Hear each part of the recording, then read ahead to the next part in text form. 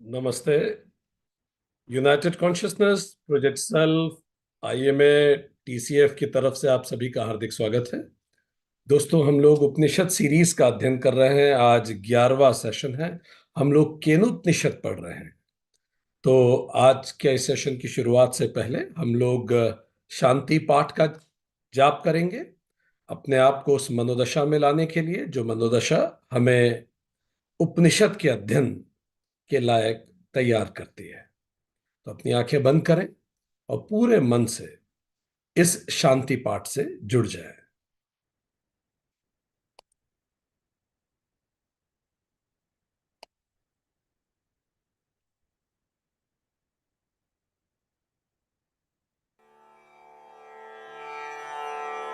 ॐ सहना भवतु सहनौ भुनक्तु सह वीर्यं करवावहै तेजस्विनावधीतमस्तु मा विद्विषावहै।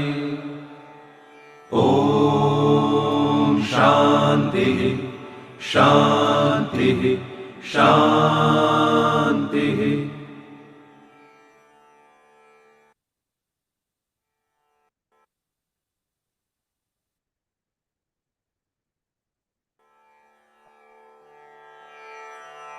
ॐ आप्यायन्तु ममाङ्गानि वाक्प्राणश्चक्षुः श्रोत्रमथो बलमिन्द्रियाणि च सर्वाणि सर्वं ब्रह्मोपनिषदं माहं ब्रह्म निराकुर्याम् मा ब्रह्म निराकरोत् अनिराकरणम् अस्तु अनिराकरणं मेस्तु तदात्मनि निरते। य उपनिषत्सु धर्माः ते मयि सन्तु ते मयि सन्तु। ॐ शान्तिः शान्तिः शान्तिः। हे प्रभु, मेरे समस्त अंग अवयव वृद्धि को प्राप्त करें। वाणी, प्राण, नेत्र, कान, बल एवं सभी इंद्रियां विकसित हों। समस्त उपनिषदें ब्रह्म है, मुझसे ब्रह्म का त्याग न हो तथा ब्रह्म हमारा परित्याग न करे।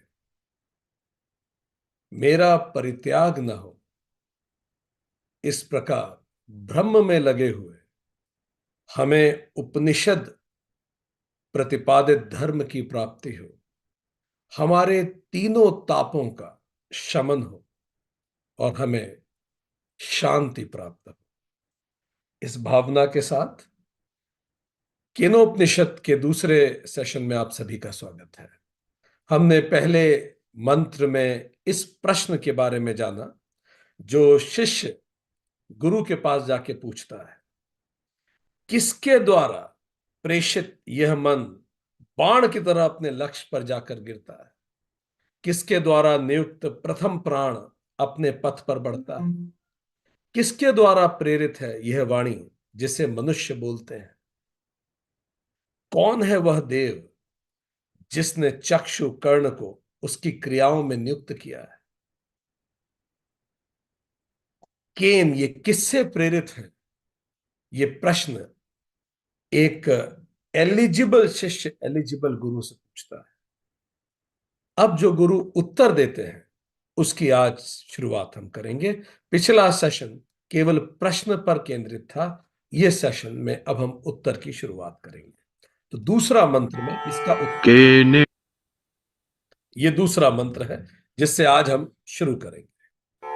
श्रोत्रस्य श्रोत्रं मनसो मनो यद् वाचो हवाचं सौ प्राणस्य प्राणः चक्षुषश्चक्षुरतिमुच्य धीराः प्रेत्यास्मान् वह जो हमारे श्रवण का श्रवण है, वह जो हमारे मन का भी मन है, हमारी वाणी के पीछे जो वाक है, वही हमारे प्राण का प्राण है तथा हमारे चक्षु का चक्षु है। ज्ञानी पुरुष इससे परे पहुंचकर मुक्त हो जाते हैं तथा इस लोक से प्रयाण करके वे अमर हो जाते हैं। यह है दूसरा मंत्र। अब हम इस मंत्र को विस्तार से समझेंगे और इसके आगे आज का सेशन इसी उत्तर से शुरू करते हैं। तो जब शिष्य ने गुरु से पूछा कि वो कौन है जो सारी इंद्रियों और मन को और प्राण को जागृत रखता है, अपने कार्यों में लगाता है, तो गुरु ने उत्तर दिया कि जो हमारे श्रवण का भी श्रवण है, जो मन का भी मन है, जो वाणी की भी वाणी है, वाणी के पीछे का वाक है, जो हमारे प्राण का भी प्राण है और हमारे चक्षु का भी चक्षु है, वो इन सबको कार्य में लगाता है। गुरु ने आगे कहा कि ज्ञानी पुरुष ये समझकर मुक्त हो जाते हैं और इस लोक से प्रयाण करके फिर वो अमर हो जाते हैं। चलिए अब इसको समझने का प्रयास करते हैं। From Galaxy M31. अब इसको समझने का प्रयास करते हैं। Just hold, sorry. अब इसको समझने का प्रयास करते हैं कि ये जो अस्पष्ट सा प्रश्न था, इस पे अस्पष्ट सा प्रतीत होता हुआ उत्तर गुरु ने दिया है। इस उत्तर के 3 पार्ट हैं, 3 भाग में ये उत्तर है। प्रश्न क्या था, फिर से दिमाग में ले आइए। वो क्या है जो मन को, इंद्रियों को, चक्षु को सब कार्य पे लगाता है, वो क्या है? तो गुरु ने 3 टुकड़ों में इस उत्तर को दिया। पार्ट ए, पार्ट बी और पार्ट सी, तीनों पार्ट समझने जैसा है। पार्ट ए, वह श्रोत्र का भी श्रोत्र है, वह मन का भी मन है, वह वाक का भी वाक है, वो प्राण का भी प्राण है, वह चक्षु का भी चक्षु है। ये पार्ट ए है, हम समझेंगे इसे। फिर है पार्ट बी। पार्ट बी में क्या कहा गुरु ने आगे? उसको जानकर धीर या ज्ञानी लोग इंद्रियों के विषयों का संग छोड़ के मुक्त हो जाते हैं। जब उसे जान लिया जाता है तो ज्ञानी इंद्रियों के विषयों का संग छोड़ देते हैं। और पार्ट सी क्या है? पार्ट सी है, और मृत्यु के उपरांत इस लोक से मुक्त होकर अमृत हो जाते हैं। तो 3 बातें, 3 विषय। उस प्रश्न के उत्तर में गुरु ने 3 बातें शिष्य को समझाई। अब एक एक करके इन तीनों बातों को समझते हैं। सो जो पार्ट ए है, वो आत्म स्वरूप का ज्ञान है। वो जो सबको जागृत रखता है, उसका ज्ञान है, आत्म स्वरूप का ज्ञान है। पार्ट बी जो है, ध्यान दें, वो फल है जीवन मुक्ति का। उसको जानने का, उस ज्ञान को जानने का फल क्या होगा, गुरु ने एक लाइन में वो भी बता दिया है। उसको जानकर धीर पुरुष इंद्रियों के विषय को छोड़ देते हैं, मुक्त हो जाते हैं इस सबसे। और तीसरा पार्ट है विदेह मुक्ति। तीसरे पार्ट में क्या कहा? और मृत्यु के उपरांत वो इस लोक से भी मुक्त हो जाते हैं। तो चलिए एक एक करके इन तीनों पार्ट्स को समझने का प्रयास करते हैं और इसको जोड़ते हैं जहां हमने पिछली बार बात खत्म की थी। हमने बात की थी पिछले सेशन में कि 2 व्यूज है देखने के। एक तो मेडिसिनल साइंस है जो कहता है ये जो ब्रेन है, इसी से चेतना आती है, ब्रेन से ही तो चेतना आती है। और दूसरा था मेडिटेटिव साइंस, जिसने कहा था नहीं, चेतना से बुद्धि का विकास होता है। तो बुद्धि से चेतना आती है या चेतना से बुद्धि आती है, इसमें मेडिसिन और मेडिटेशन अभी एक दूसरे के विरुद्ध खड़े दिखते हैं। शास्त्रोचित क्या है? तो शास्त्र कहते हैं ये सब कुछ उसी चेतना का रिफ्लेक्शन है, ब्रेन उसी से आता है। तो चलिए इसको ध्यान में रखते हुए पहले पार्ट 1 समझते हैं। गुरु ने कहा कि वो जो है वो श्रोत्र का भी श्रोत्र है। वो मन का भी मन है, वाक का भी वाक है, प्राण का भी प्राण है, चक्षु का भी चक्षु है। इसका मतलब वो इंद्रिय मन और प्राण के पीछे है। इसको समझने के लिए हमें 3 स्टेप्स में इसको समझना पड़ेगा। ठीक। हम ये देखेंगे कि मन और इंद्रियों के बारे में थोड़ा सा हम समझेंगे। फिर हम स्टेप 1 में मन और इंद्रियों के बारे में समझेंगे। स्टेप 2 में हम ये समझने का प्रयास करेंगे कि कैसे मन इंद्रियों के भी पीछे है। और स्टेप 3 में हम समझने की कोशिश करेंगे कि गुरु कह रहे हैं कि मन के भी पीछे कुछ है। इंद्रियों के पीछे मन है, पर मन के पीछे भी चेतना है।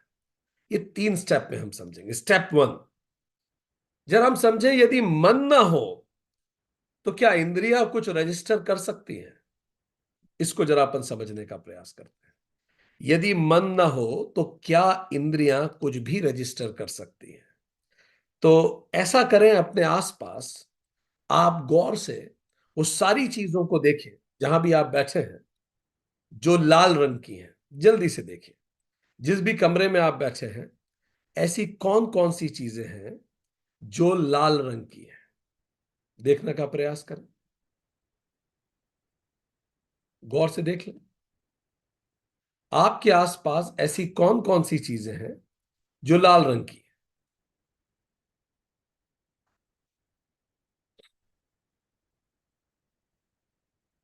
रेस्ट।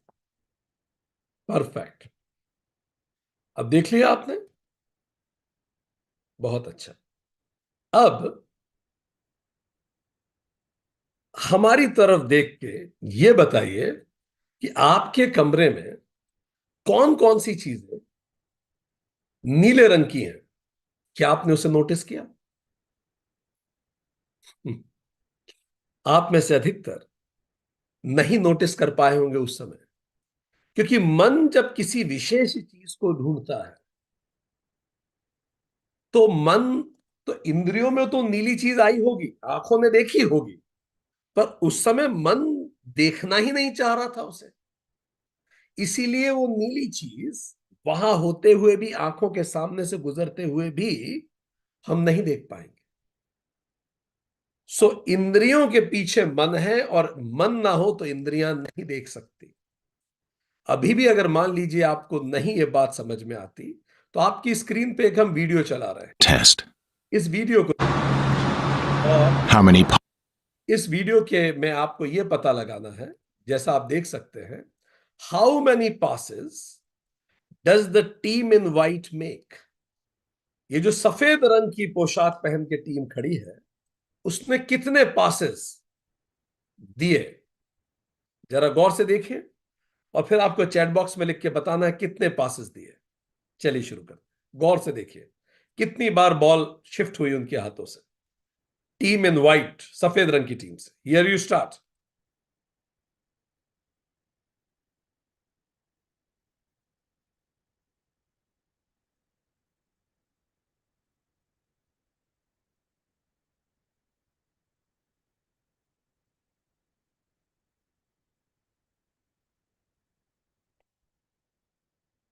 चलिए चैट बॉक्स में लिखिए कितनी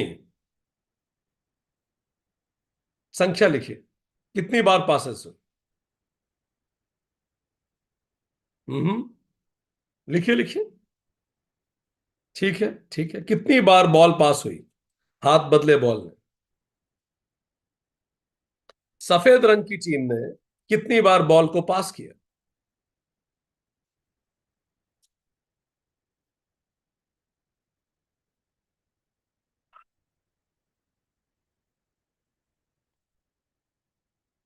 एक बार फिर मौका दे रहे हैं, फिर से देखिए। Here you go.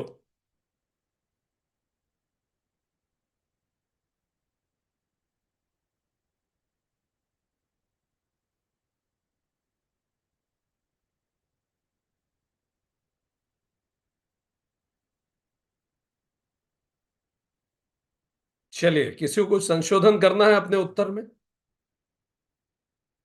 लिखिए कितनी बार।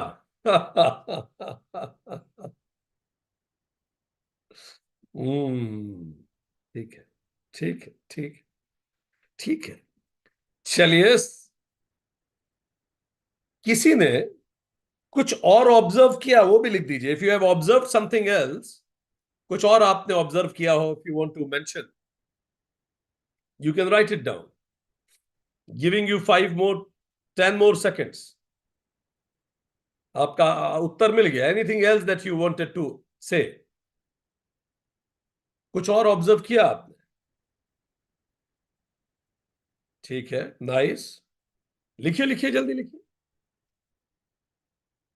कुछ भी। डबल बॉल है, ठीक है। एक और बॉल है, ठीक है।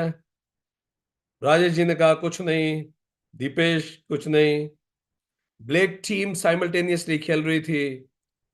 बुकिंग बाय ब्लैक शर्ट, ठीक है। बॉल्स की क्वांटिटी आपने देख ली। There were some moves, we were confused, क्योंकि बॉल किसके पास से किसके पास जा रही है। बिल्कुल ठीक, बहुत सही। ब्लैक टीम भी बॉल पास कर रही है, बहुत अच्छा। अब रुक जाइए, अब एक पल रुकिए।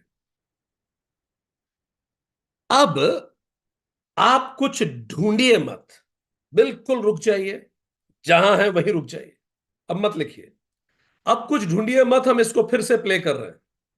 हम फिर से आपसे निवेदन कर रहे हैं, कुछ मत ढूंढिए अब। बॉल नहीं गिनना है अब केवल देखना है जैसे देखते हैं। कुछ मत गिनिए, बस देखिए, केवल देखिए। ये शुरू हुआ।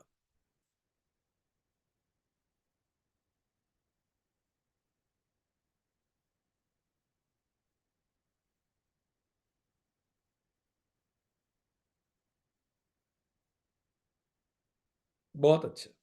अब चैट बॉक्स में लिखिए, कुछ नया ऑब्जर्व किया आपने, जल्दी से।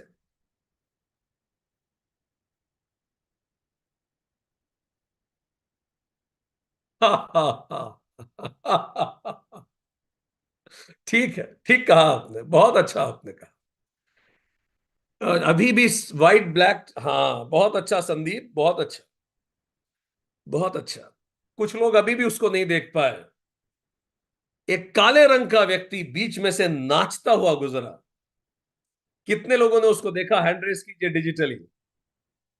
कितने लोगों ने देखा कि एक काले रंग के कपड़े पहना हुआ व्यक्ति जोकर जैसा, भालू जैसा बीच में से नाचता हुआ निकला? चलिए, अगर नहीं देखा तो दुखी होने की बात नहीं, हम फिर से अब रोक के दिखा देते हैं। पर देखते समय देखिए आप, कितना 10 सेकंड का तो था ये पूरा। ये देखिए, ये शुरू हुआ।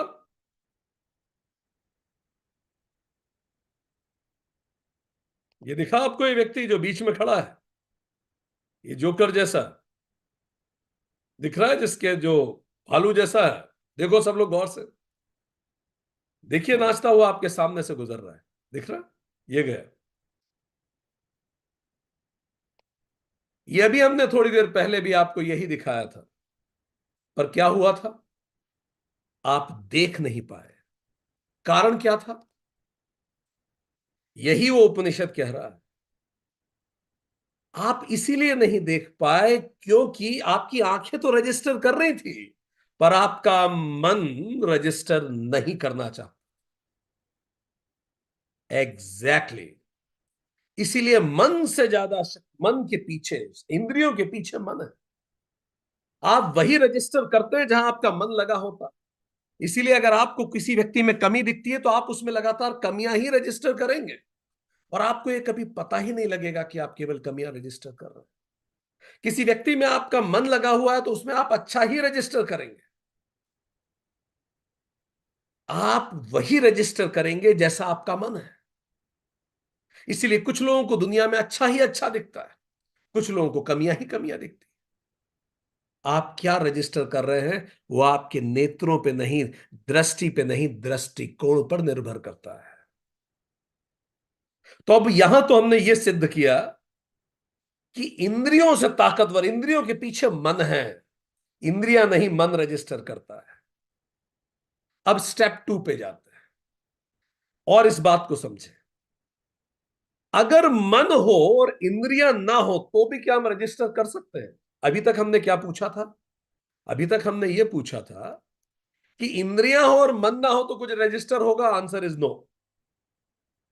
अब उल्टा प्रश्न है, कि मन तो है पर इंद्रियां नहीं है, तो क्या हम कुछ रजिस्टर कर सकते हैं? इसका मतलब आंखों से कुछ दिख नहीं रहा है, कोई स्मेल भी नहीं आ रही है, पर फिर भी क्या आप कुछ सेंस कर सकते हैं? कितने लोग सहमत हैं? हाथ खड़ा करें। पांचों इंद्रियों से कुछ पता नहीं पड़ रहा, but still you can sense it. You are right. Vibrations, इसी को तो एक्स्ट्रा सेंसरी परसेप्शन कहते हैं। ये छठा सेंस है। कहते हैं लड़कियों में सिक्स सेंस बहुत होता है, दे कैन स्मेल थिंग्स। इसी एक्स्ट्रा सेंसरी परसेप्शन को टेलीपैथी कहा जाता है। सुना होगा आपने।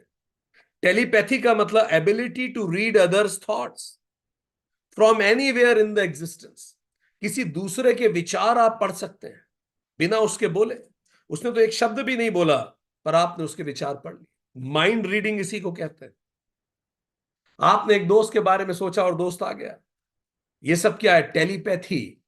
सेंस कुछ नहीं बता रहे, पर मन बिना सेंस के भी पढ़ सकता है।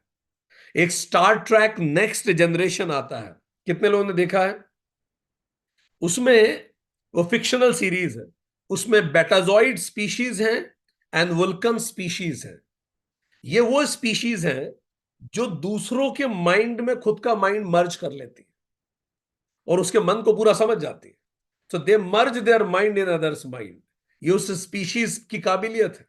इसको माइंड मेल्ड कहते हैं उसमें। सो पहला तरीका तो क्या है, जिसको हम कहते हैं टेलीपैथी हो जाना। बिना सेंसेस के मन को पता लग जाता है। दूसरा तरीका, क्लियरवॉयंस। क्लियरवॉयंस आप सभी ने सुना होगा। Ability to see things that are immediately not perceptible by five sense. आप वो देख सकते हैं जो आपके चारों तरफ कहीं है नहीं, पर आप देख सकते हैं।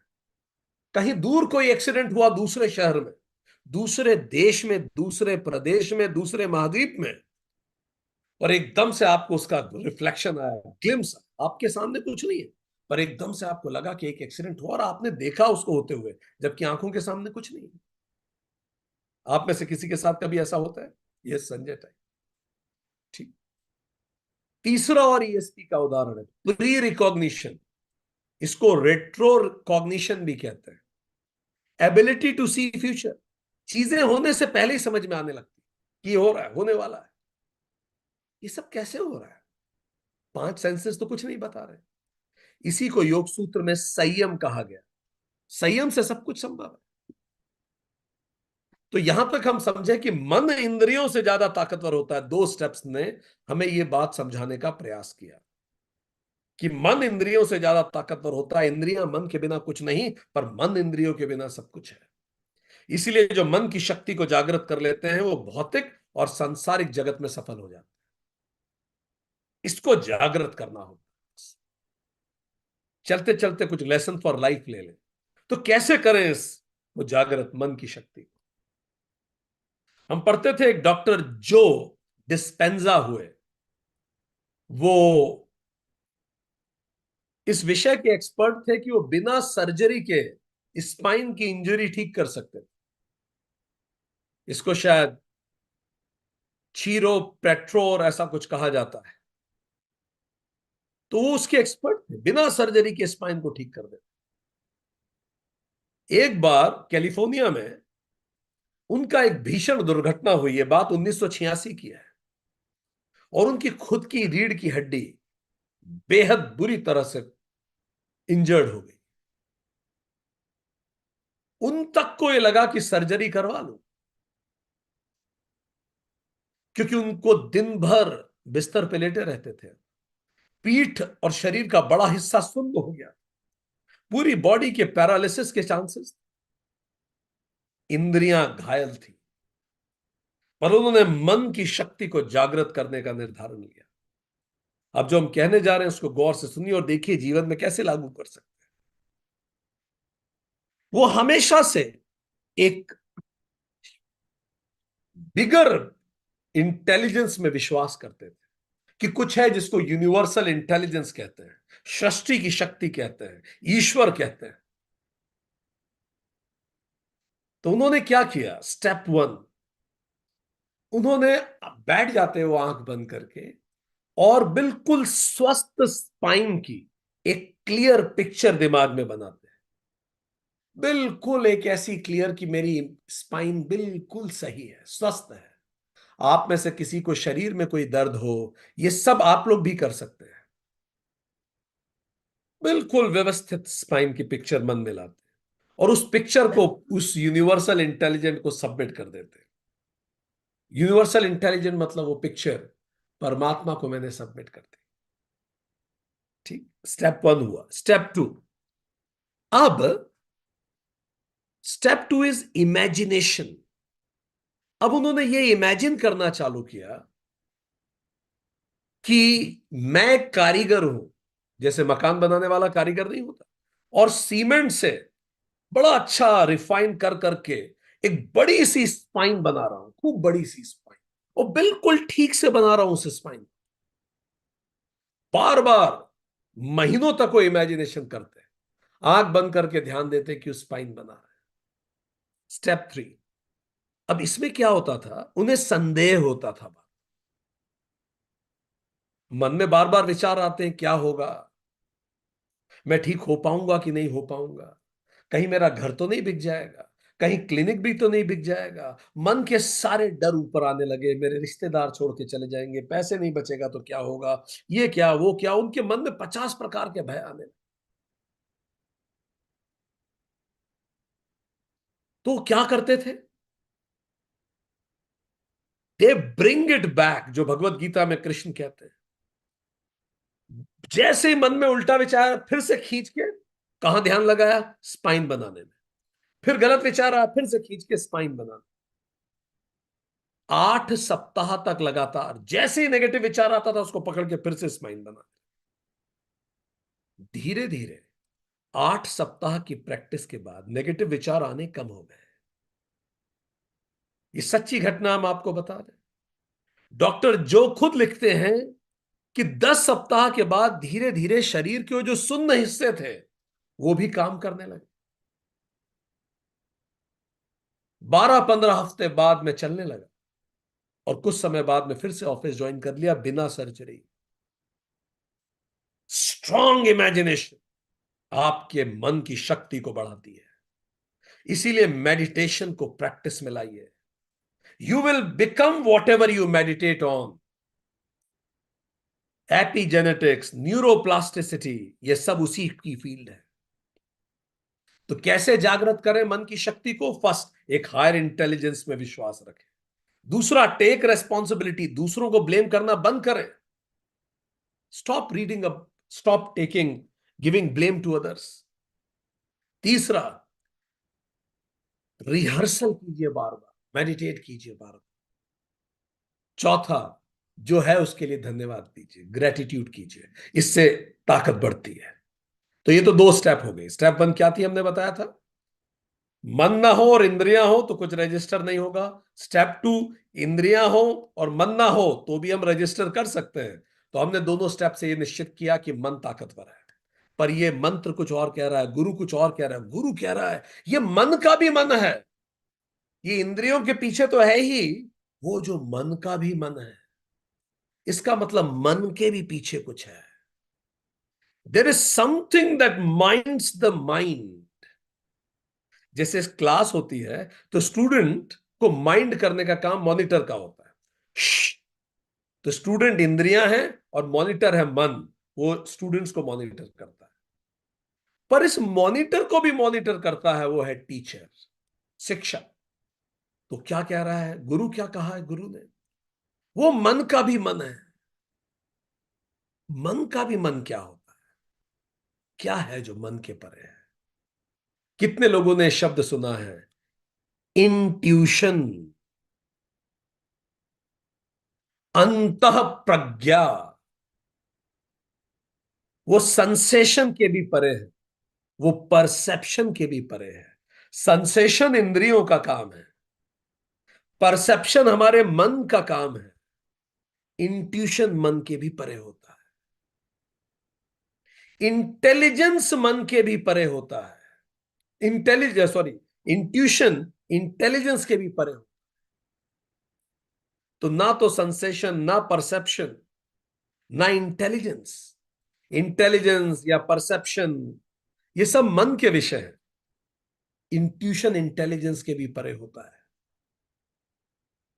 जो बहुत सीनियर पुलिस अधिकारी है, 30-30 साल की नौकरी हो इन्वेस्टिगेशन में, कई बार आप उनसे मिलिए, सारे एविडेंस बताएंगे मिस्टर एक्स की गलती है, मिस्टर एक्स अपराधी है। पर वो केस डायरी पढ़ के वो पुलिस अधिकारी कह देगा, नहीं तोमर साहब, वाई की गलती है इस केस में, मुझे ऐसा लगता है। आप पूछेंगे, अरे सारे एविडेंस तो एक्स को गलत बता रहे हैं, आप वाई को क्यों सोच रहे हैं? तो बस वो कंधा उचका के कहेगा, बस मुझे लगा। और वही सही होता है। एक अनुभवी बैंकर से पूछिए व्यक्ति के फाइनेंशियल स्टेटस को, उससे बात करके 10 मिनट में बता देगा। व्यक्ति कितना ही फ्लॉन्ट करे वो बता देगा। एक डॉक्टर से पूछिए, भले सारे एविडेंस कुछ और जा रहे हैं पर उसका कुछ होता है, इंट्यूशन आने लगता है उसे। ये परसेप्शन भी नहीं है, ईएसपी भी नहीं है, ये कुछ उससे भी परे है, इंट्यूटिव अंडरस्टैंडिंग। तो शरीर है रथ, मन है रथी, और सारथी है अंतः प्रज्ञा। ये शरीर है रथ, और जो अर्जुन बैठा है मन, मन जैसा कंफ्यूज, वो रथी है। और जो कृष्ण बैठे हैं सारथी, वही अंतः प्रज्ञा है। शरीर गाड़ी है, मन ड्राइवर है, बॉस अंतः प्रज्ञा है। ड्राइवर थोड़ी डिसाइड करता है कहां चलना है, वो तो बॉस बताएगा। शरीर body, driver mind, and that, जिसको गुरु ने क्या कहा, वह मन का भी मन है। दैट, वो जो भी दैट है, वो दैट मन का भी मन है, गुरु ने कहा। इसको और समझने के लिए कई बार कई चीजें जब आप पढ़ते हैं, हमें तो बहुत लगता है जब हम ग्रंथ पढ़ते हैं, ऐसा लगता है पहले भी पढ़ा हुआ है, लाइनें बात करने लगती है, ये मुझे आता है, आई नो इट, कहीं पहले पढ़ा है, जबकि जीवन में पहली बार पढ़ रहे हैं। आपके साथ कभी हुआ इस तरह की फीलिंग कि ये पहले भी हो चुका है, मैं पहले भी ये देख चुका हूं, पहले भी मैंने जाना है, ये सब पहले भी हुआ है? ये चीजें वो मन के पीछे जो है वो करवाता है। पास्ट लाइफ टैलेंट्स अचानक रिट्राइव हो जाते, पिछले जन्मों का जो ज्ञान है वो अचानक धक्के मारता है। ऐसे ही थोड़ी आप लोग बैठ जाते हैं हर सप्ताह अपने व्यस्त जीवन से समय निकाल, कुछ है जो धक्का मारता है, नहीं तो समय किसके पास है आज के जमाने में।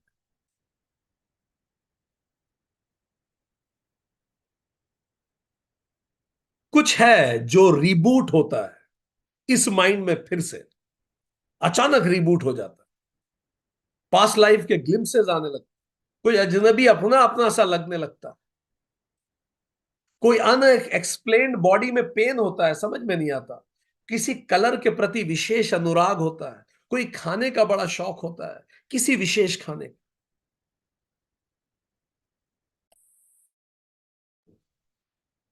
हैबिट्स कोई सी ऐसी, कोई इंटरेस्ट एरिया।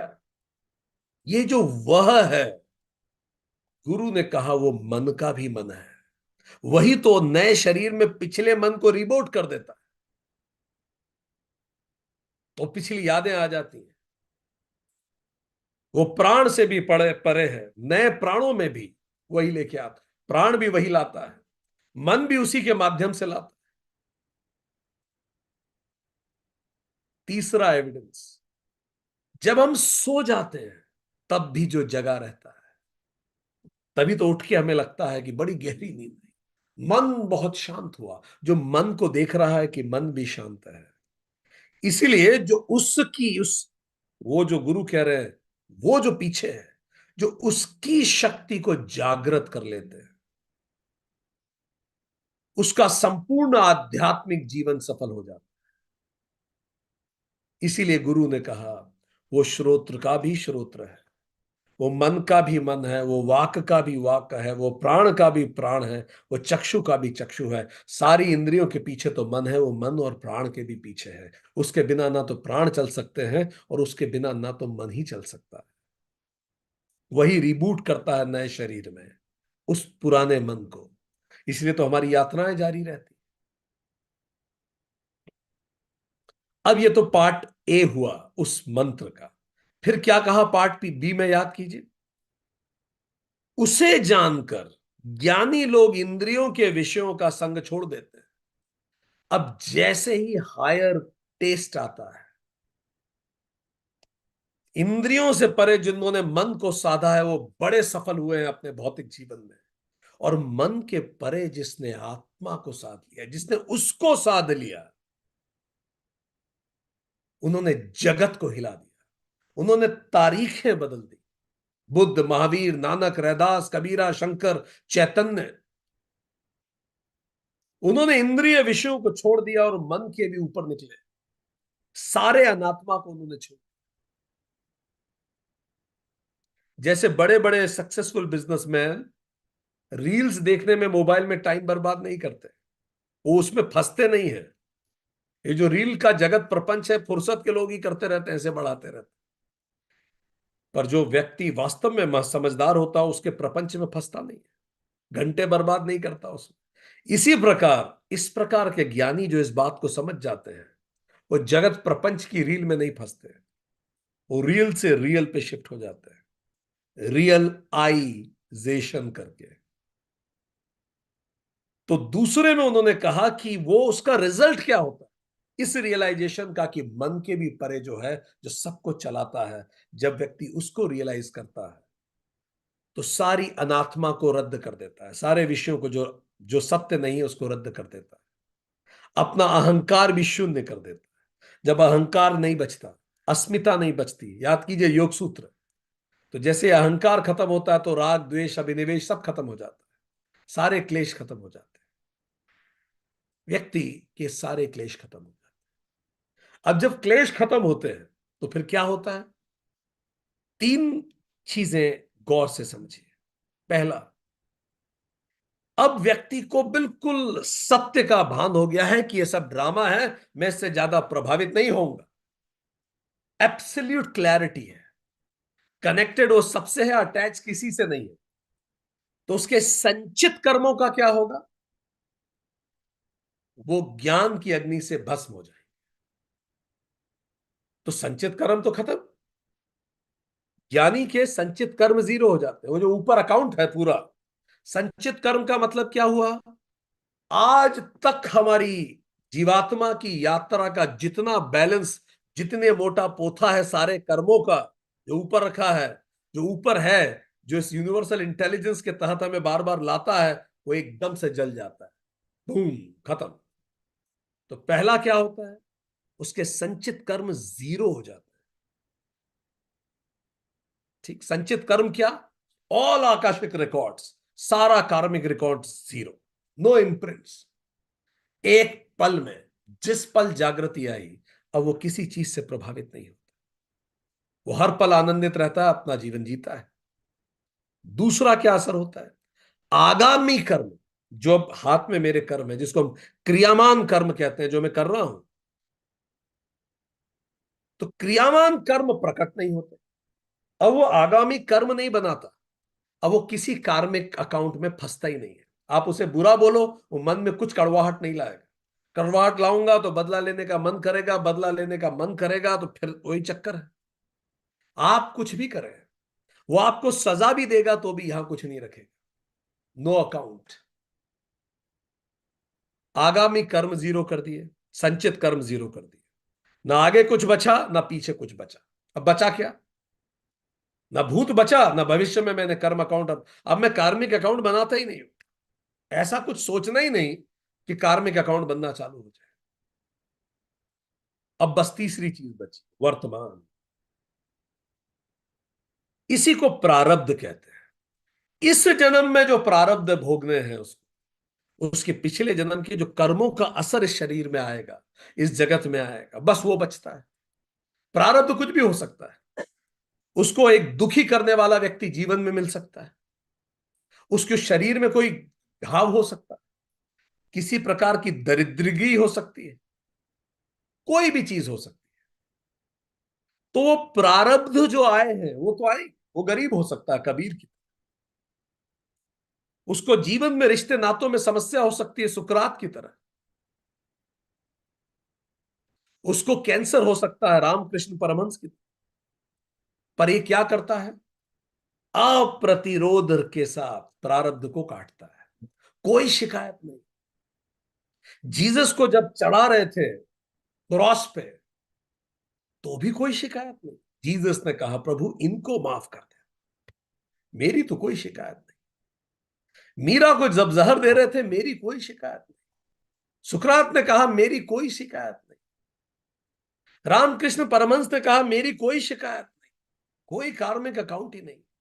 तो प्रारब्ध वो अप्रतिकार पूर्वक जो सिचुएशंस है उसको बिना शिकायत किए, बिना क्रिब किए वो काट लेता है, पूरे प्रारब्ध काट लेता है। अब उसका जीवन कैसा है? ना पीछे कुछ बचा, ना आगे कुछ बचा, और जो सामने है वो स्वीकार है, मस्ती से अपना जीवन जी रहा है। इसी को क्या कहा गुरु ने? गुरु ने कहा पार्ट बी यही है। पार्ट बी में फल जीवन मुक्ति हो गई उसकी, तो ज्ञान का फल भी बता दिया पार्ट बी। तो पार्ट बी है जीवन मुक्ति।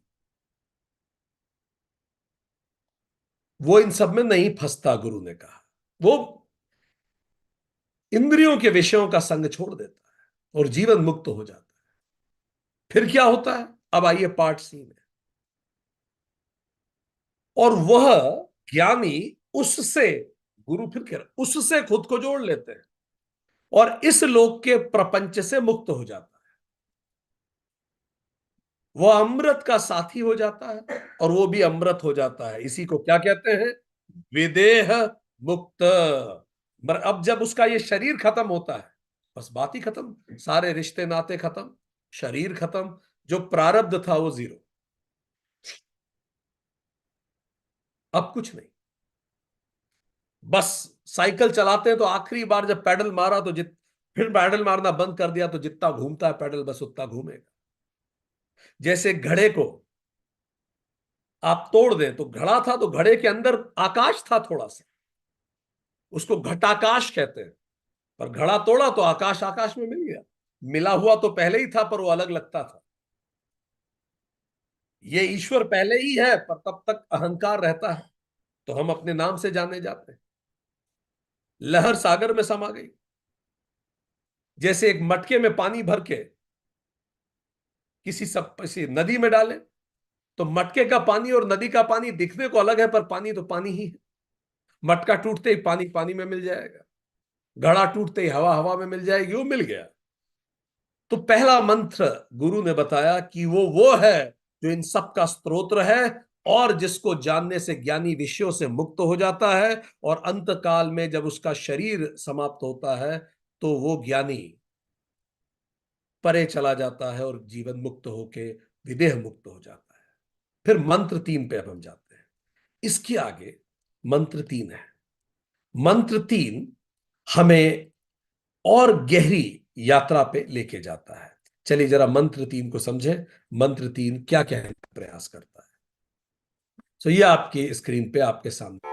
श्रोत्रस्य श्रोत्रम् न तत्र चक्षुर्गच्छति न वाग्गच्छति नो मनः न विद्मो न विजानीमो यथैतदनुशिष्यात् अन्यदेव तद्विदिताद् अथो अविदिताद् अधि इति शुश्रुम पूर्वेषां येनस्तद्व्याचचक्षिरे। वहां न चक्षु जा सकता है, न वाणी, न ही मन। हम न उसे जानते हैं, न यह जान पाते हैं कि उसकी शिक्षा कैसे दी जाए, क्योंकि वह ज्ञात से अन्य है और अज्ञात से भी परे है। वह ऐसा है, यह हमने हमारे पूर्वजों से सुना है। उन्होंने जिन्होंने इस परम तत्व को हमें समझाने के लिए उसकी व्याख्या की थी। ये इसका शाब्दिक अर्थ है। चलिए अब इसको समझने का प्रयास करते हैं। क्या कहना चाह रहे हैं अब उपनिषदों के गुरु इस बात को? अब इसके चार पार्ट है इस मंत्र के। 1 2 3 4, चारों पार्ट को फिर से समझिए। पार्ट 1, वो कह रहे हैं जहां चक्षु नहीं पहुंचता, न वाणी पहुंचती है, न मन पहुंचता है, यह है पार्ट 1।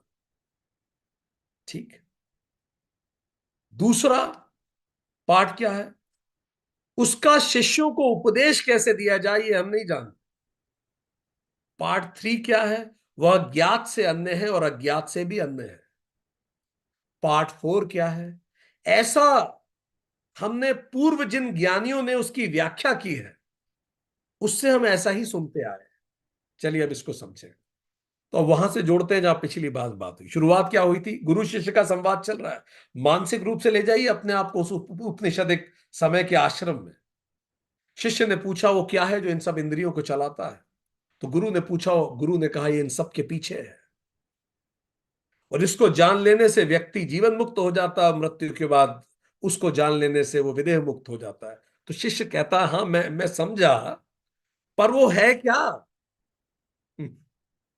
तो गुरु फिर आके आंसर देते हैं,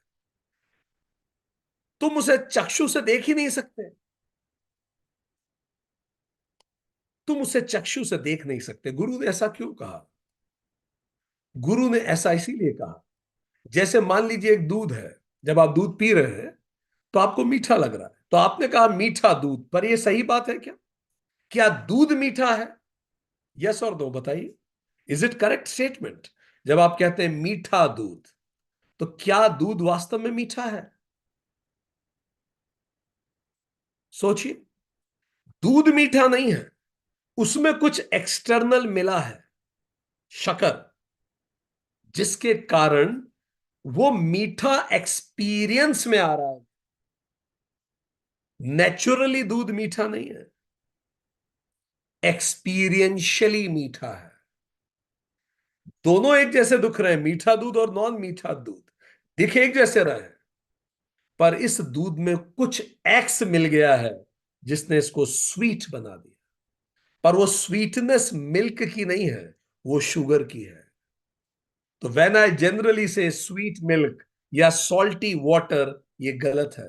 वाटर तो टेस्टलेस है, उसमें कुछ मिला है जिसने उसकी रंगत बदल दी है। इसीलिए ये जो शरीर है, ये जो चक्षु है, ये आंख उसको देख नहीं सकती। हम में कुछ एक एक्सटर्नल चीज मिली है आके, जिससे हम जागृत हो गए, नहीं तो ये मशीन ही है। जैसे एक बल्ब है, उसमें कुछ जुड़ता है तो जल जाता है।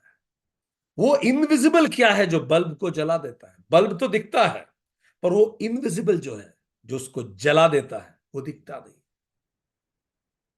उस इनविजिबल प्रिंसिपल को गुरु ने कहा, वह, उसको चक्षु देख नहीं सकते। स्थूल शरीर दिखेगा, मन भी दिखेगा, आप अपनी भावनाओं को सोच सकते हैं, वासनाएं भी दिखेंगी, कारण शरीर भी दिखेगा, पर वह क्या है जो उसको जागृत रखता है? गुरु ने कहा उसे आंख नहीं देख सकते, वहां मन नहीं पहुंच पाता, वो बियॉन्ड माइंड है, उसकी याद भी नहीं है हमारे पास कुछ, वो बुद्धि से नहीं समझा जा सकता, वो इंटेलिजेंस के परे है, इंट्यूटिव है। अहंकार से तो समझ ही नहीं सकते, क्योंकि अहंकार तो मुझे उससे दूर ही करता है, और 5 सेंसेस से आप उसे समझ। तो गुरु ने कहा वहां चक्षु नहीं पहुंचता, वहां वाणी नहीं पहुंचती, वहां मन नहीं पहुंचता। फिर गुरु ने ईमानदारी से कहा, पार्ट 2 पे आइए। हम उसको कैसे समझाएं? हमें खुद को भी समझ में नहीं आता। कितने इनोसेंटली गुरु ने इस बात को माना कि मैं नहीं समझ पा रहा हूं कि मैं कैसे तुम्हें समझाऊं। इसका मतलब यह नहीं है कि गुरु को समझ में नहीं आ रहा। गुरु is saying I am puzzled, I don't know, मैं कैसे समझाऊं ऐसी चीज को जिसको ना तुम देख सकते हो, ना सूंघ सकते हो, ना समझ सकते हो बुद्धि से, ना उसकी कोई याद है तुम्हें, ना वो तुम्हारे अहंकार से समझा जा सकता है, ना उसे देखा छुआ सूंघा जा सकता है। गुरु कह रहे हैं हमें नहीं समझ में आ रहा, हम कैसे समझाएं तुम्हें। तो शिष्य कहता है, अच्छा तो क्या वो समझाया नहीं जा सकता, वो अज्ञात है वो? गुरु ने कहा, अरे अरे नहीं नहीं, ऐसा बिल्कुल नहीं है, वो अज्ञात नहीं है। देखिए पार्ट 3 पे अब आइए, क्या कहा उसने? वह अज्ञात से अन्य है। गुरु ने कहा वो अज्ञात से अन्य है। तो शिष्य ने पूछा, अच्छा तो क्या मैं ये मान लूं वो अज्ञात है, जाना नहीं जा सकता? गुरु ने कहा, अरे नहीं, क्या बात कर रहे हो? ऐसा बिल्कुल नहीं है, ऐसा हो ही नहीं सकता, वो अज्ञात हो ही नहीं सकता। फिर इसी समय गुरु ने वो कहानी सुनाई, 10 टेंथ मैन की कहानी, जो अक्सर प्रसिद्ध है। प्रसंगवश जब वो 10 व्यापारी नदी में नहा के निकले और कंफ्यूज हो गए कि जब उनमें से एक ने गिना, 1 2 3 4 5 6 7 8 9, 9 ही बचे हैं, और कंफ्यूज हो गए कि हम में से शायद कोई एक बह गया। रोने लगे तो वहां एक गुरु आए, संत आए, संत से उन्होंने बताया, महाराज एक बह गया। तो संत ने देख के बोला, तुम हो तो, तुम 10 ही तो हो। तो उनमें से एक बुद्धिजीवी ने बोला, कहां है हम 10? मैं गिन के आपको बताता हूं, 1 2 3 4 5 6 7 8 9, 9 ही तो हैं। तब गुरु ने कहा, दशम त्वमसि, 10वें तुम हो, वह तुम हो जिसको तुम गिनना भूल जाते हो। तो ये तो संभव ही नहीं है कि वो कह दे कि वो अज्ञात है, क्योंकि मैं ही तो हूं। मैं ये नहीं कह सकता कि मैं अज्ञात हूं। इसीलिए गुरु ने कहा, नहीं नहीं, अज्ञात तो बिल्कुल नहीं है। उसे अज्ञात कहना ऐसा होगा जैसे मिट्टी के पात्र, जो मिट्टी का पात्र है, वो मिट्टी को अज्ञात माने। मिट्टी का पात्र कहे कि दो मिट्टी के पात्र आपस में बात करें, do you believe in clay? क्या तुम मिट्टी में विश्वास रखते हो? या मिट्टी के पात्र मिट्टी को अज्ञात माने और हिमालय जाएं ध्यान करने के लिए और पूछे कि क्यों ध्यान कर रहे हो? I want to realise clay. अरे तुम उससे बने हो, तुम वही हो।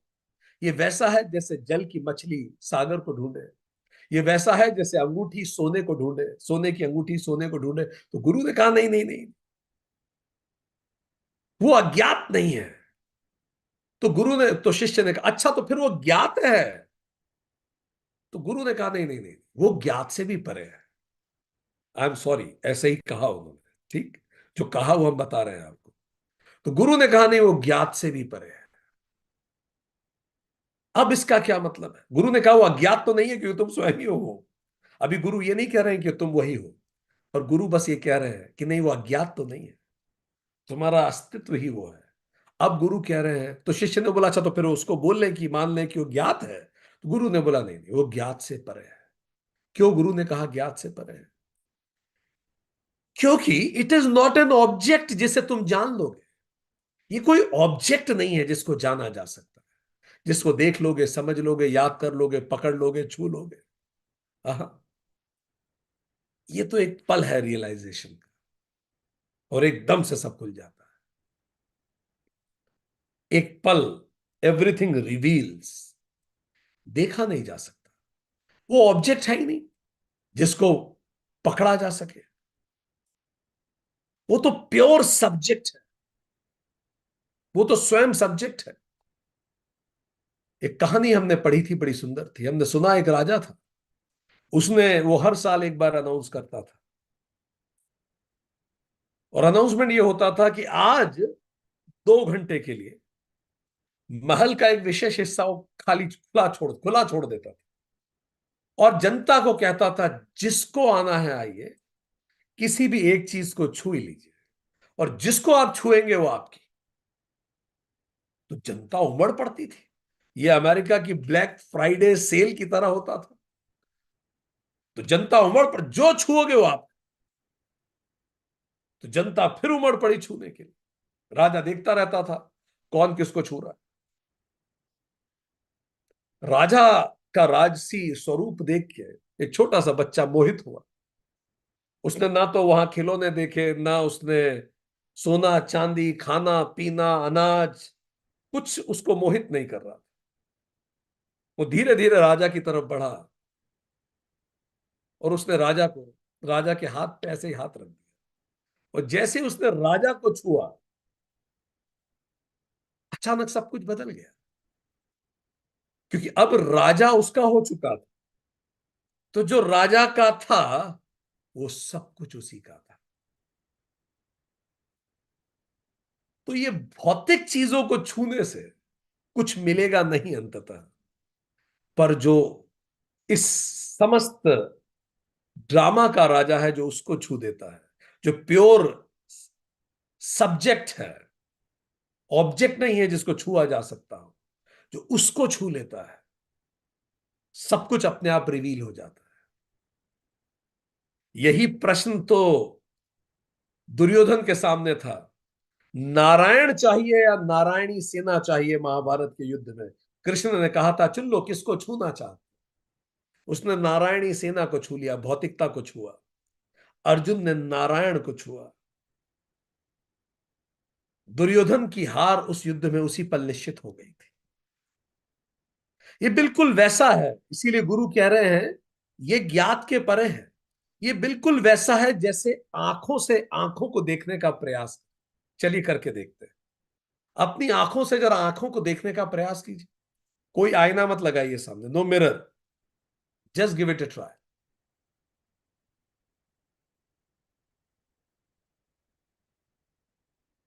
कोशिश कीजिए आंखों से आंखों को देखने का प्रयास। आंखों से तो सब कुछ दिखता है ना, तो आंखों से बस आंखों को ही देख लीजिए।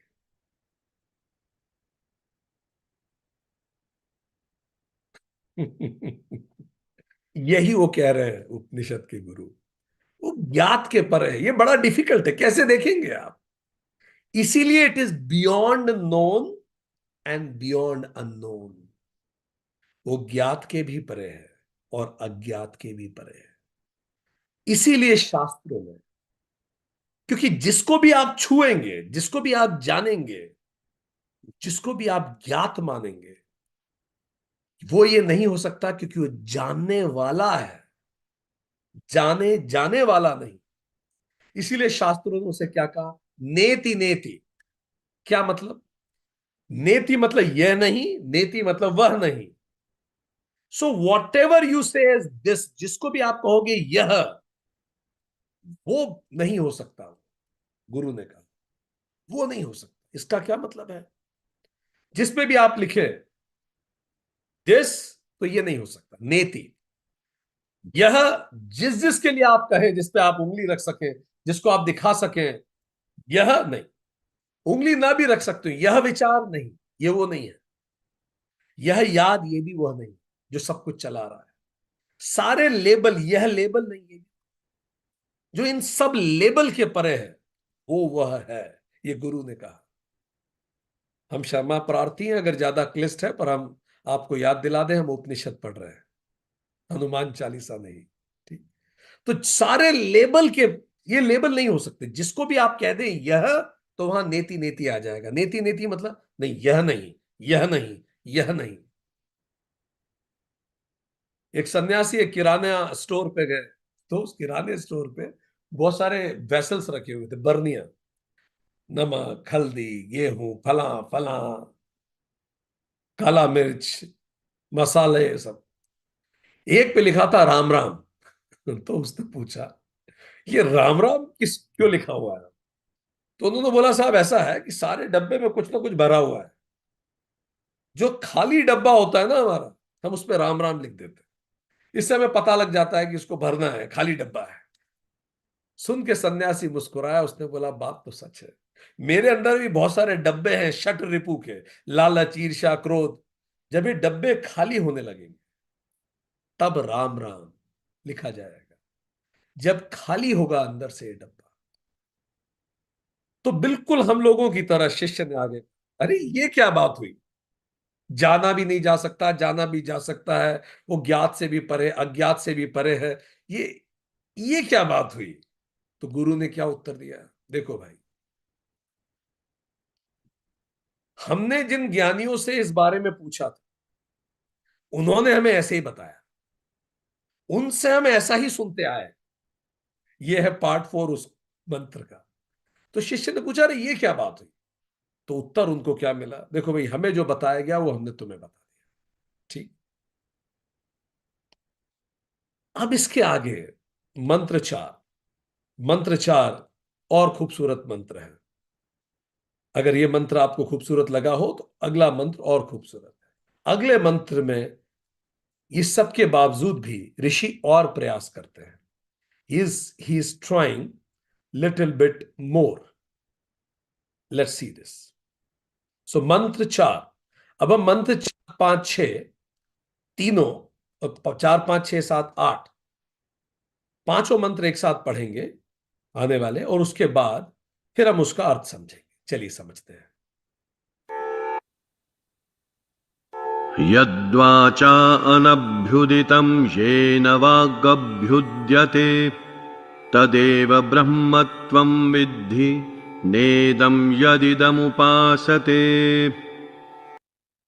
वह जो वाणी के द्वारा अभिव्यक्त नहीं हो पाता, पर जिसके द्वारा वाणी अभिव्यक्त होती है, उसे तुम ब्रह्म जानो. वह नहीं जिसकी मनुष्य यहां उपासना करते. आगे सुनो. यन्मनसा न मनुते येनाहुर्मनोमतं तदेव ब्रह्मत्वं विद्धि नेदं यदिदमुपासते.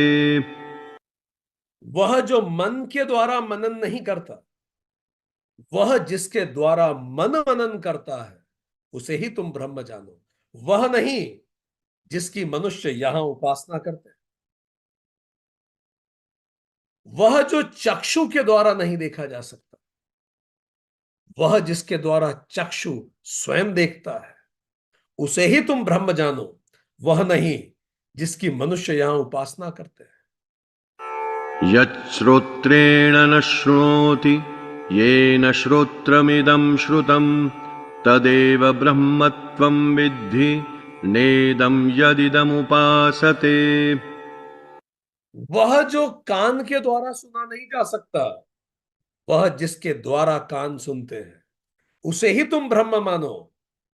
यह नहीं जिसकी मनुष्य यहां उपासना करते हैं. यत्प्राणेन न प्राणिति येन प्राणः प्रणीयते तदेव ब्रह्मत्वं विद्धि नेदं यदिदमुपासते. वह जो श्वास के द्वारा श्वास नहीं लेता, किंतु जिसके द्वारा प्राणवायु स्वयं प्रणीत होती है, उसे ही तुम ब्रह्म मानो. वह नहीं जिसकी मनुष्य यहां उपासना करते हैं. बहुत सुंदर, बहुत सुंदर मंत्रों में से एक मंत्र यहां. एक एक करके इसको समझने का अब हम प्रयास करेंगे. वो कह रहे हैं वाणी जिसे प्रकट नहीं कर सकती, वाणी जिससे प्रकट होती है, उसे तू ब्रह्म जान. जिसकी लोग उपासना करते हैं वह नहीं. जिसको मन से मनन नहीं किया जा सकता, जिसके द्वारा मन का मनन होता है, उसे तू ब्रह्म जान. जिसकी लोग उपासना करते हैं वह नहीं. जो चक्षु से नहीं दिखता, जिसके द्वारा चक्षु देखता है, उसे तू ब्रह्म जान. जिसकी लोग उपासना करते हैं वह नहीं. जिसे श्रोत्र से सुना नहीं जा सकता, जिसके द्वारा श्रोत्र सुनता है, उसे तू ब्रह्म जान. जो प्राण वायु से सांस नहीं लेता, जिसके द्वारा प्राण स्वयं प्रणीत होता है, उसे तू ब्रह्म जान. जिसकी लोग उपासना करते हैं वह नहीं. बहुत सुंदर. समझे how beautifully they are trying to define one of the best definitions of consciousness. जरा समझे. आप देखें लगातार ये कह रहे हैं ये नहीं है नेति नेति. कह रहे हैं वाणी नहीं. क्या होता है वाणी? जीव और होठों के मध्य जब प्राण कंपन करते हैं, उसी को तो वाणी कहते हैं. वाणी जीव और जिह्वा और होठों के बीच में प्राणों का कंपन. और प्राणों का स्रोत क्या है? स्वयं ब्रह्म है. पहली बार केनोपनिषद ब्रह्म शब्द का प्रयोग यहां कर रहा है. पहली बार. अभी तक क्या कह रहे थे? वह, ये, वो. मंत्र 4 में जाके केनोपनिषद का गुरु कहता है उसे तू ब्रह्म जान. वो जो प्रश्न पहले मंत्र में आया था, अब उसके लिए नाम दिया. अभी तक वह था, दैट. अब कह रहा है ब्रह्म जान. तो ये जितने वाणी निकलती है, वाणी प्राणों से निकलती है, और प्राणों का स्रोत ब्रह्म है. वो कह रहे हैं वाणी से उसे परिभाषित नहीं कर सकते. क्यों नहीं कर सकते? देखिए, वाणी से किसी चीज को परिभाषित करने के लिए उसके कुछ फीचर्स तो होने चाहिए. उसका कोई नाम होगा, कोई रूप होगा, कुछ गुण होंगे, आपका कोई अनुभव होगा उसके साथ. ऐसी कोई चीज जिसका आपका कोई अनुभव नहीं है, जिसका कोई रूप नहीं है, उसको आप कैसे परिभाषित करेंगे? अरे अनुभव भले हो, अगर उसका कोई फॉर्म ही नहीं है तो भी परिभाषित करना बड़ा मुश्किल हो जाएगा। चलिए देखते हैं। Let me give you a task.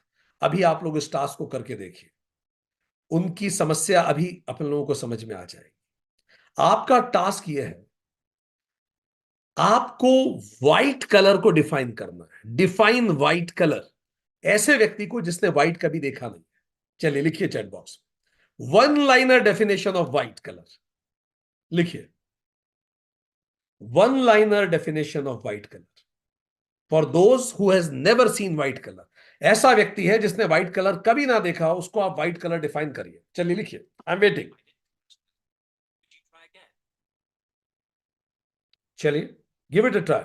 आप लोग चैट बॉक्स में व्हाइट कलर, सफेद रंग की परिभाषा लिखिए। सफेद रंग की परिभाषा लिखिए। लिखने का प्रयास कीजिए। ठीक है। ये दूध का कलर तो फिर सिमिली हो गई, ये परिभाषा कहां? जो लाल पीला नीला नहीं है, जो प्रकाश के जैसा है, जिसमें कोई रंग ना हो।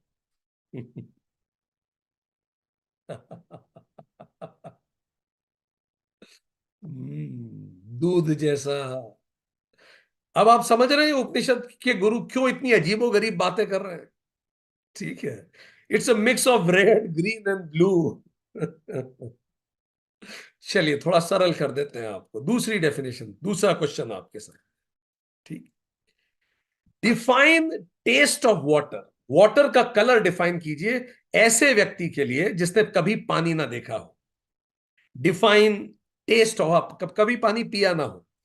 डिफाइन टेस्ट ऑफ वाटर, पानी का स्वाद समझाइए किसी व्यक्ति को जिसने कभी पानी ना पिया हो। चलिए प्रयास कीजिए।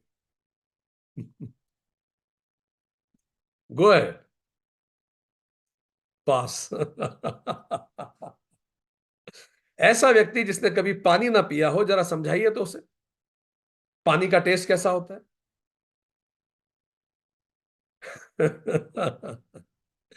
Test less, can't define. Rohit ji, जो आपने कहा टेस्ट टेस्टलेस, इसी को संस्कृत में कहते हैं नेति नेति। मीठा नहीं है वो। तो फिर शिष्य पूछेगा, अच्छा तो कड़वा है? नहीं, कड़वा भी नहीं है यार। अच्छा तो मीठा नहीं है, कड़वा नहीं है, तो कैसा? खारा है? खारा भी नहीं है वो। कैसे समझाएं कि टेस्टलेस का टेस्ट क्या होता है? चलिए थोड़ी और मदद कर देते हैं। एक आखिरी टास्क है। इन सारी टास्क में तो हम सब लोग मिजरेबली फेल हो रहे हैं। ठीक है। हाँ, अभी जो आप लोगों ने लिखा है ना, इसी को अगर हम प्रिंट कर दें तो एक छोटा उपनिषद बन जाएगा। आप समझ गए? जिस तरह से आप डिफाइन करने का प्रयास कर रहे हैं, अब आप खुद ही पढ़ लीजिए। इसको पढ़ के क्या पल्ले पड़ने वाला है? जबकि आप अच्छे से जानते हैं पानी क्या है। आपने पिया है बचपन से, अभी तक आप डिफाइन नहीं कर पा रहे। सफेद रंग है ना, पर आप डिफाइन नहीं कर पा रहे। एक आखिरी मौका आपको दे रहे हैं। ठीक। Define time. चलिए टाइम को डिफाइन कीजिए। Let's define. ये तो रिलेटिवली सरल है, फिर भी प्रयास कर लीजिए। टाइम को डिफाइन कीजिए। Give it a try. क्या होता है टाइम?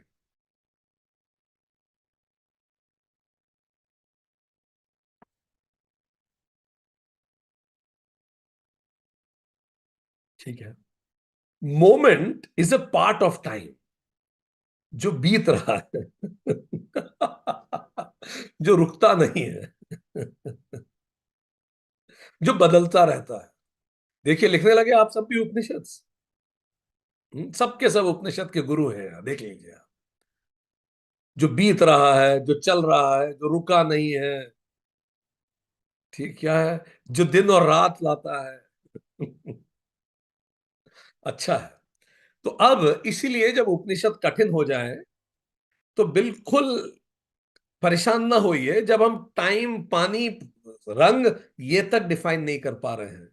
क्योंकि इन चीजों में ब्रॉडर डेफिनेशन इज नीडेड। और जो सब कुछ है उसको कैसे समझाया जाएगा? इसीलिए जिस प्रकार अग्नि सब कुछ जला सकती है पर वो स्वयं को नहीं जला पाती, वो जिस इसी प्रकार वाणी सब कुछ प्रकाशित कर सकती है पर वो ब्रह्म को प्रकाशित नहीं कर पाती। इसीलिए जिसने भी जाना है वो मौन हो गया। बुद्ध ने जाना, वो मौन हो गए। समझ में ही नहीं आया कैसे समझाएं। लाओ से चुप हो।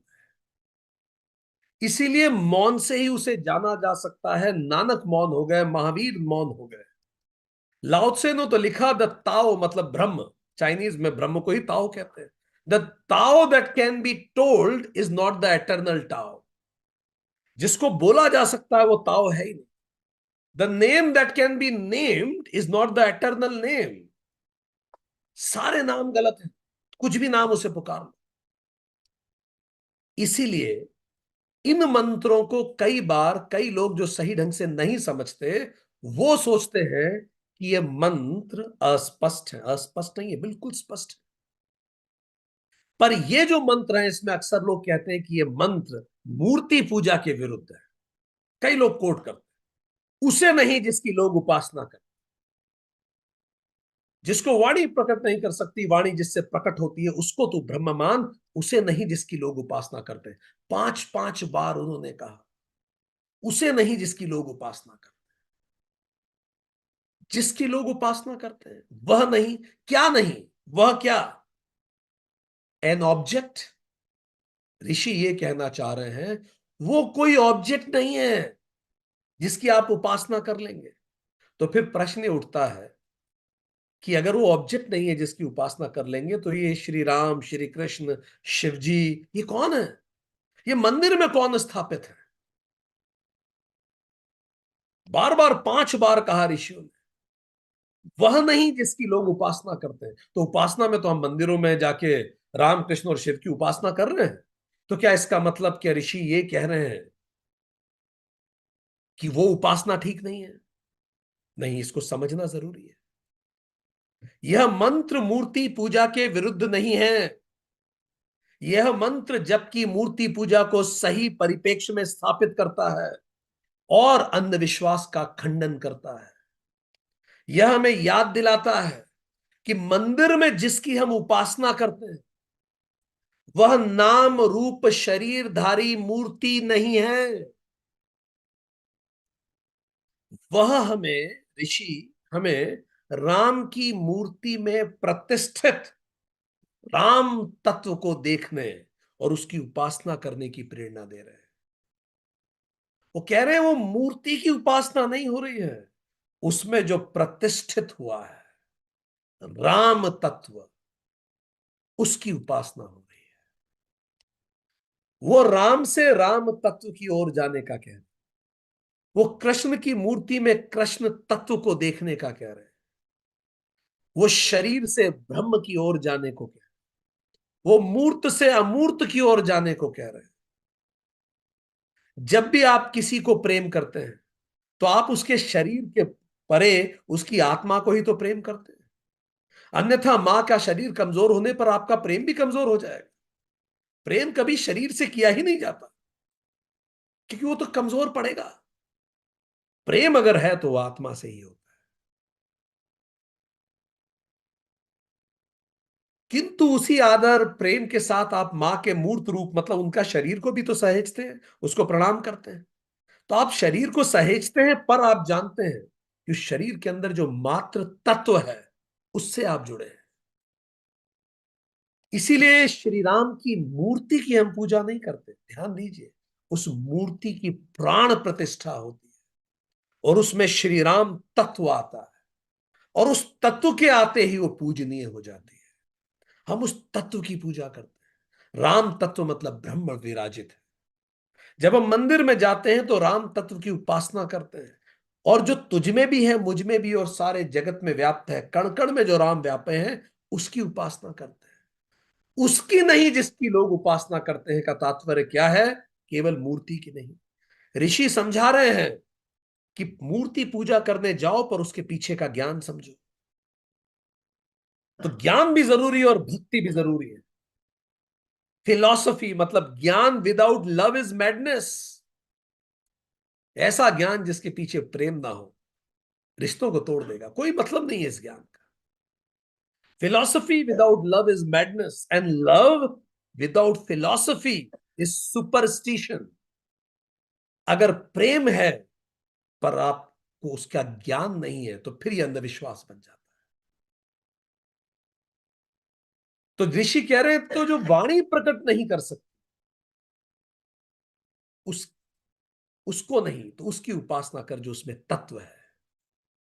अब अगला प्रश्न उठता है, जब वाणी प्रकट ही नहीं कर सकती तो हम भजन कीर्तन क्यों गाते हैं? हम क्यों गाते हैं ये सब? अब यहां समझने की बात है। कितने लोगों ने महाकाल की आरती अटेंड की है कभी भी?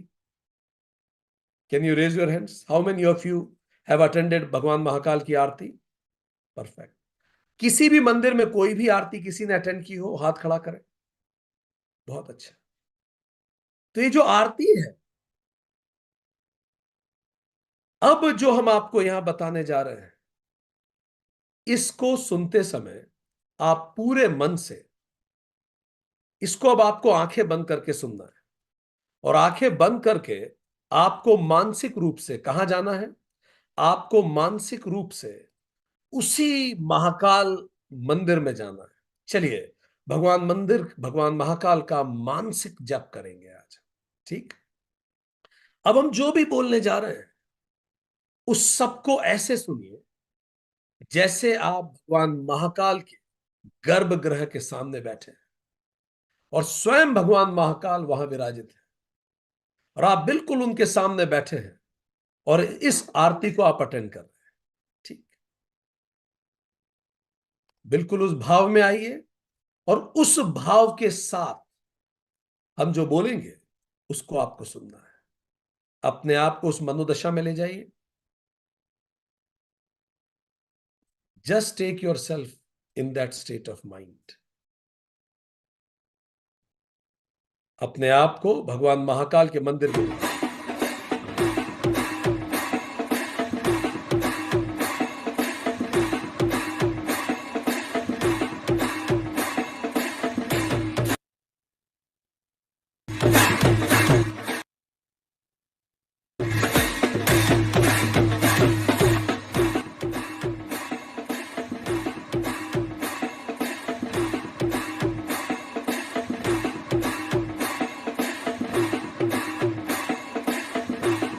जस्ट उस जगह जाइए और इसी मानसिक अवस्था के साथ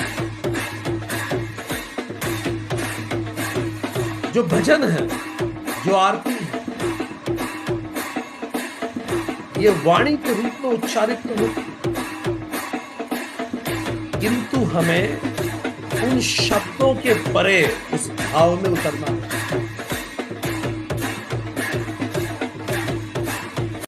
अब अपनी आंखें बंद रहने दीजिए। हमें उन शब्दों के परे उस भाव में उतरना होता है जब हम आरती करते हैं। वो भाव जिसको केवल महसूस किया जा सकता है। जब श्री महाकाल की आरती होती है तो एक पल के बाद सारे शब्द, अर्थ, वाणी सब पीछे छूट जाते हैं और अस्तित्व का कण कण शिव तत्व के साथ झूम उठता है। शरीर का एक एक सेल वाइब्रेट होता है। हम अपने शब्दों के अर्थ नहीं ढूंढते, हम उस भाव में डूब जाते हैं। हमारा शरीर भी पीछे छूट जाता है। हमारा आत्म तत्व शिव तत्व में अद्वैत हो जाता है। तब ब्रह्म ही ब्रह्म से ब्रह्म की उपासना करता है। उसी पल वास्तविक आरती घटित होती है, वही घटित होती है, उसकी नहीं, वो उपासना नहीं है जिसकी लोग उपासना करते हैं। अब हम इन बीट्स के साथ खुद को जोड़ेंगे। आंखों को बंद कर लीजिए।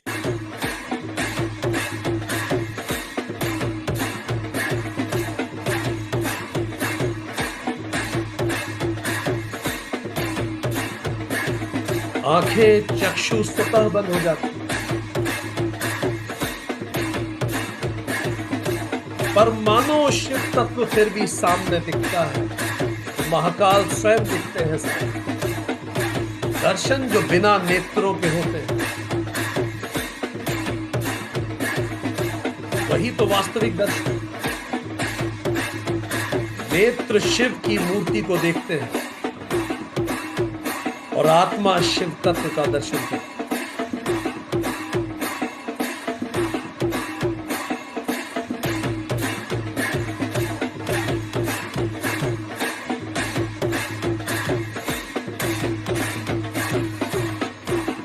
डूबे रहिए उसमें।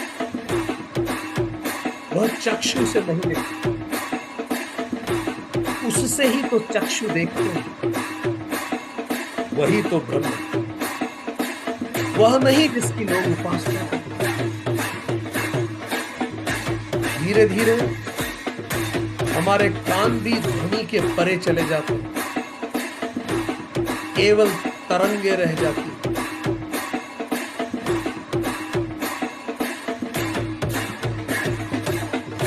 और उन तरंगों पर हमारा सारा अस्तित्व झूमने लगता है।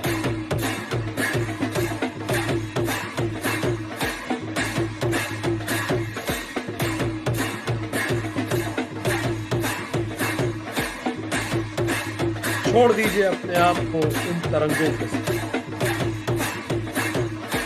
शिव तत्व और आत्म तत्व एक साथ झूमते हैं, आनंदित हो जाते हैं। इसी लाश से, इसी प्रेम को नृत्य करते हैं। जैसे कृष्ण और राधा का, जैसे शिव और शक्ति। प्रलय और प्रभाव साथ में घूमते, जन्म और मृत्यु एक साथ नृत्य। इसी ध्वनि की, नगाड़ों की, डमरू की इसी अनाहत कहते हैं, जो अंदर से कंपित हो। कोई बाहरी ध्वनि नहीं है, मेरा अंदर का रोम रोम बजता, एक आंतरिक संगीत बजता उस गर्भगृह। अनाहत, अनस्ट्रक, अजप जप शुरू होता। यह वही है जिससे श्रोत सुनते हैं, ना कि जिसे श्रोत से सुना जा सकता। यही ब्रह्म है, वह नहीं जिसकी लोग उपासना। यह स्थिति विचारों के परे हो जाती है। अब कोई विचार नहीं करता, कोई भाव भी नहीं बचता। मन शून्य हो जाता है, बुद्धि शून्य हो जाती है, कोई स्मृति नहीं बचती, कोई चिंता नहीं। जब आप उस मंदिर में, गर्भगृह में बैठे, कोई चिंता नहीं, कोई कामना नहीं। झूमने दीजिए, कोई वास्तव नहीं।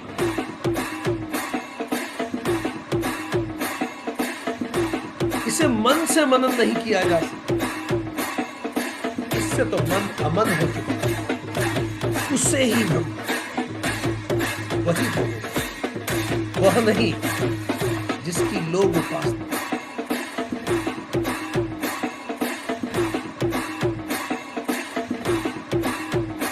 डूब जाइए इसमें।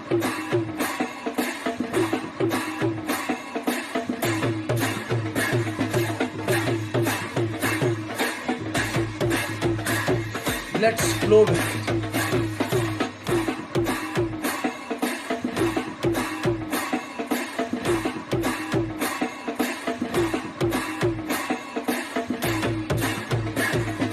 अपने अस्तित्व को इसी हाल में जीने, मिट जाइए, मिल जाइए।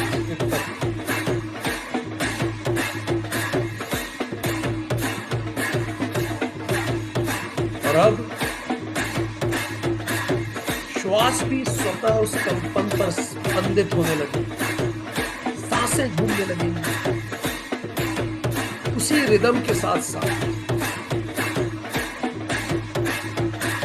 अब श्वास वायु पर निर्भर नहीं करता, सब कुछ स्वतः स्फूर्त होता। मेरे प्राण भी उसी परम प्राण से एकाकार, कोई पृथक अस्तित्व नहीं।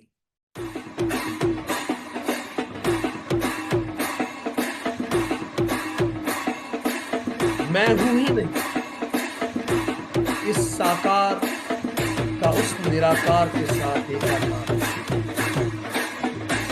व्यष्टि प्राण समष्टि प्राण में एकाकार, यही अद्वैत ब्रह्म जिसके द्वारा समस्त अस्तित्व प्राणित होता, वह नहीं जिसकी लोग उपासना करते।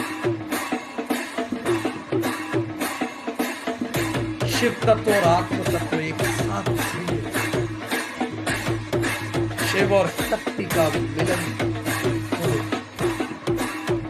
जीव और जगदीश का मिलन, यही तो जीवन मुक्ति, यही मोक्ष, यही आनंद, यही सत्य है, यही उपासना है, यही वास्तविक उपासना, यही तो महाशिवरात्रि, यही मिलन। यह अखंड आरती हमें उस जीवन मुक्ति के आनंद का स्पर्श कराने के लिए जो आत्मज्ञान से प्राप्त। आइए अपने संपूर्ण जीवन को आरती बनाएं और प्रत्येक पल महाशिवरात्रि और आने वाले कुछ पल इस बीट के साथ अपने आप को पूरी तरह से झूमने दें।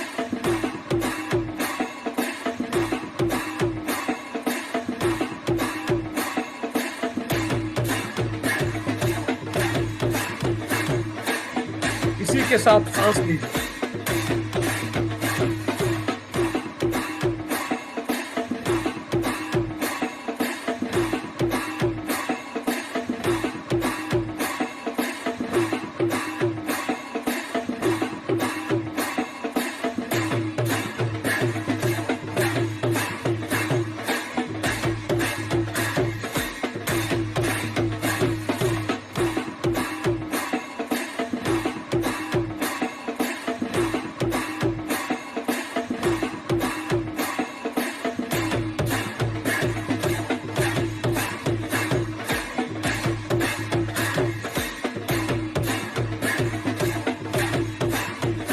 कुछ पल इसी शांति में बने रहिए।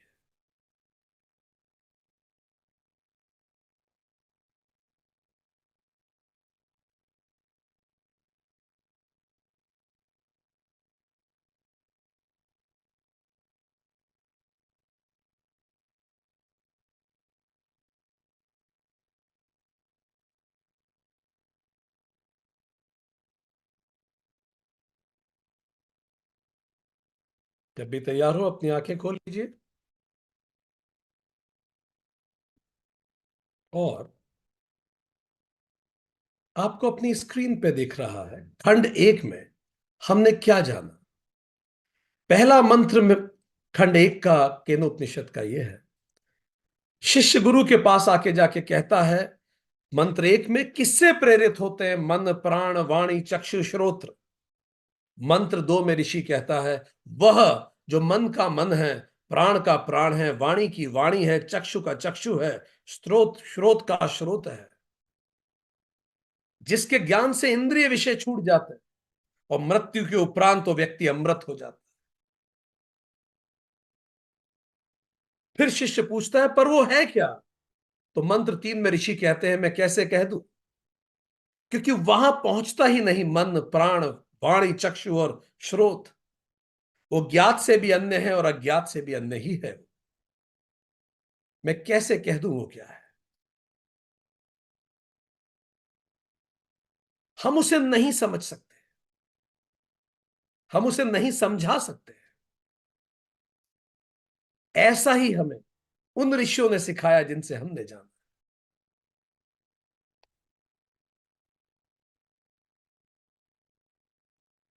फिर मंत्र 4 से 8 में ऋषि और समझाते हैं, जिसे मन प्राण वाणी चक्षु श्रोत प्रकट नहीं कर सकते, पर जिससे प्रकट होते हैं मन प्राणी प्राण वाणी चक्षु श्रोत, उसे तू ब्रह्म जान, वह नहीं जिसकी लोग उपासना करते। सो दोस्तों, ये प्रथम खंड समाप्त होता है आज केनोपनिषद का।